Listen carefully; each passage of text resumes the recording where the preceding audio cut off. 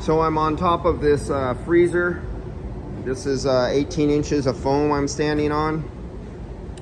You can see right here where you see that little center X. You see that thing floating around there in the center? You see that electrical connector? That box goes through the top. And so right now you see a little bit of heat, and the heat's not in the lines from the electrical. It's from a little bit of the hot air that is bleeding up from inside the room, positive 50 pascals and coming up.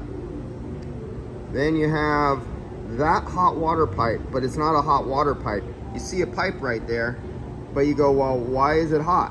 This is the fire sprinkler. This is cold water. But the reason it's hot is because that pipe goes down in the room. The room is 80 degrees. If you see out here, this ground floor, center max, we're about 70 degrees, between 69 and 72 degrees. But that pipe is 74, I get it right about there, about 74 degrees. That is the water. That's an excellent conductor of heat coming up from in the room, rising up and heating that pipe right there. Okay, this one right here. Now, I bet you, let's see if I go along. If I come down here, let me get right down to it. Oh yeah.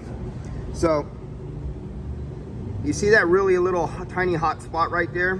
Somebody's gonna say, well, that's just the electrical wires drawing power inside there, and that's why you see this all heated up. That's not so on this one.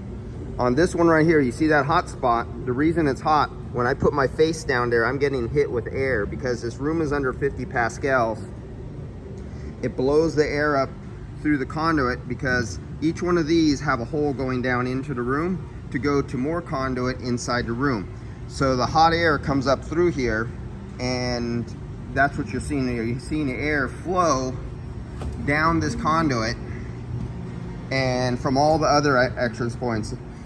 As I go down to here and I put my face above these little holes, I'm getting hit in the face with hot, humid air. And that's exactly what you're seeing right there. So what happens is this hot, humid air, as it leaves the room, it condensates inside these pipes on cold winter days and turns into liquid water and literally starts pouring out of some of the corners. We took care of most of this. There's a lot of sealing that went on inside, but there's still a little bit, and it'll turn to water inside this conduit inside here. So you see a leak right there.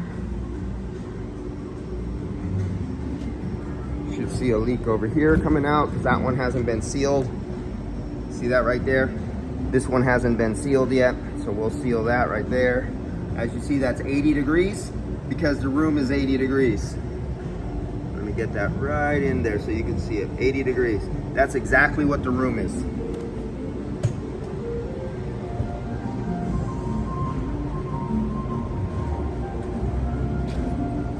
And if we can come down here, calibrate, you see the pipe is cold in the background, but you see the pipe coming out of the ground is warmer because of the water inside of it. So that's all we're looking for is leaks.